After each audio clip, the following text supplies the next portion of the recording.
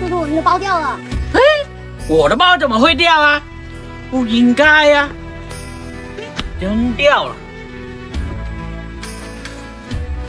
小朋友站住！怎么了？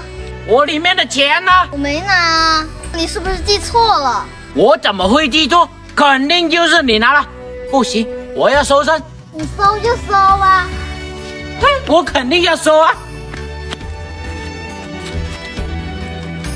哎呀，不见了，难道还长腿飞了不成？哎呀，今天还真倒霉！哎呀，